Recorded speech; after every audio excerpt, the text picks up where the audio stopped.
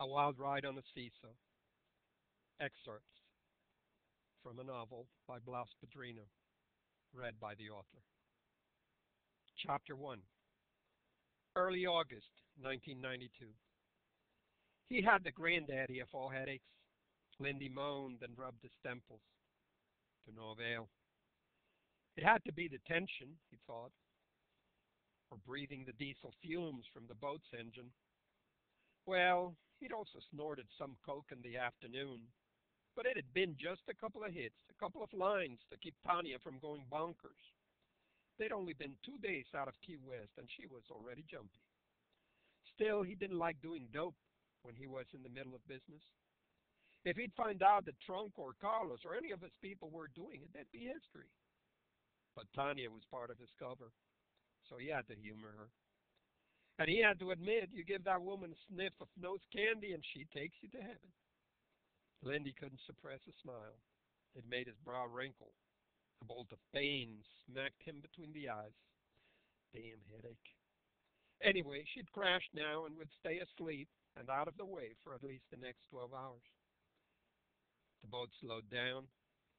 The engine's noise hushed, and the hammer that banged inside his head eased up a bit. They must be closing in on the rendezvous point, he figured. He looked up at the sky. The night was full of stars, but when he fixed his eyes on the horizon, all he saw was blackness. He turned toward the pilot house. Is this the spot? I can't see shit. A diminutive man came out on deck. Jose, are you sure you're in the right place? Lindy asked. Si, Senor Lindy, I show you. Jose picked up a spotlight, pointed it ahead, and clicked it on and off 3 times. Moments later, out of the darkness, a light blinked back at them. That is the mothership, Jose said. The supermarket. He laughed long and loud, louder than one would expect from such a small man. Lindy stayed stone-faced. Jose gave Lindy a disappointed look. You don't think it's funny? Lindy rubbed his temples. Very funny, but I have a motherfucker of a headache. It hurts when I laugh. Jose pulled a plastic bag out of his shirt pocket. He opened it, removed a few brown leaves, and offered them to Lindy. Chew on some coca. It's good for the headache. Lindy turned his face and pushed Jose's hand away. Not for this headache, he said. Let's get this deal over with. Jose handed the spotlight to Lindy. Give him 3 blinks every minute or so, okay? He hastened back to the pilot house. Lindy watched as his boat closed in on the intermittent flashing lights.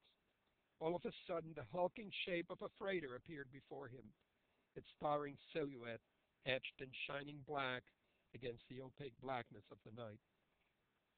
While Jose maneuvered the boat alongside it, the lights on the big ship's deck turned on, and a Jacob's ladder dropped from it. Lindy rushed down to his cabin.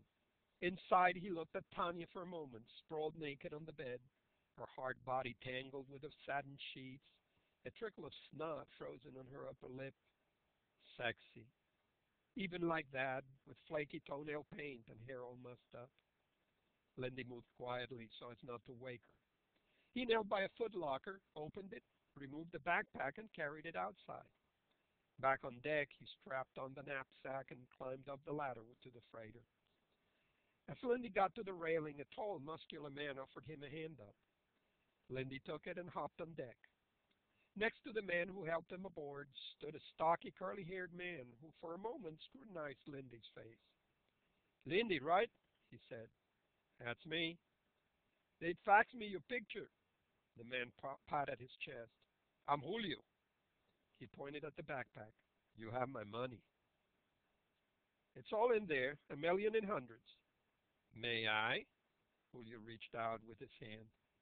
Lindy hesitated a moment, looked around him. A half-dozen men armed with automatic rifles watched from various points of the deck. One side of his mouth twitched. He handed Julio the backpack.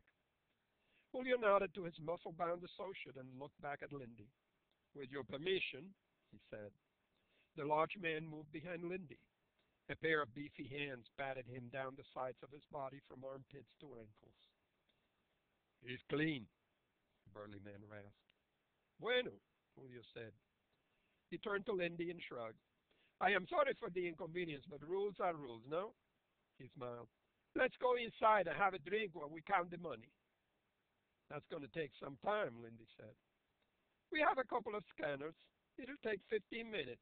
You'll be backed and ready to go by the time you finish your pisco. I got your 500 keys in a pallet. The men walked across the deck in the direction of the bridge. Lindsay glanced over the other side of the freighter. There was a smaller boat anchored nearby. A 50-millimeter double-barreled naval gun protruded from the deck. Lindy froze. His headache came back with a vengeance.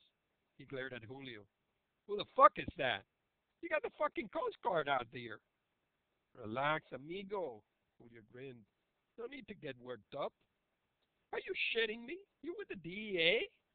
Lindy began to hop in place.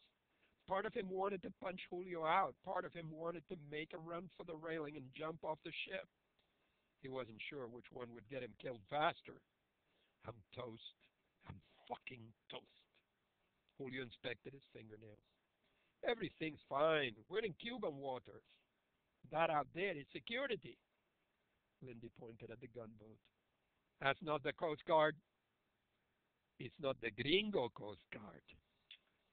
The tremor on Lindy's lower lip subsided. He let out a sigh of relief. You have me going there for a minute, Julio. He massaged his temples. Let's go have that drink. I need it. Lindy lay on the bed through the rest of the night, too wired to sleep. Still knocked out, Tanya had one leg clamped around his, her breasts pressed tight against his shoulder. But the headache had given way to the acceleration of the moment. The numbers kept dancing inside his head. He'd borrowed $1 million and had to pay back $2. When he sold the cocaine in New Orleans, it would fetch 15 times what he'd paid. He'd pay off the loan shark and still score $13 million. After taking care of the health and settling all expenses, there'd be a cool 10 left over. By next week, he'd be swimming in dough, enough to last him a lifetime, if everything went as planned. And why not? He already had Tron Juan Carlos hidden in the bayou, stirring things up with the shrimpers. That was his idea, his stroke of genius. The Cajuns and the Vietnamese fishermen hated each other's guts and were itching for a fight. All they needed was a little encouragement. Lindy figured that if he messed with their boats and busted up their gear, the Cajuns would blame the Viets and the Viets would blame the Cajuns. Once the war got started, the cops would have their hands full keeping the sides apart. No time for roadblocks and traffic checks. Even the feds would be too busy to pay any attention to his smuggling venture. He'd land the coat and drive it away without any trouble. It'd be he and Tanya, looking like a tourist couple, headed for New Orleans in an RV. He turned toward Tanya and ran his hand down her body until it rested on the curve of her hip. His lips stretched into a self-satisfied grin. He cupped his hand and squeezed. Soon all his mornings would be just like this one. No headaches and a sweet piece of ass in hand.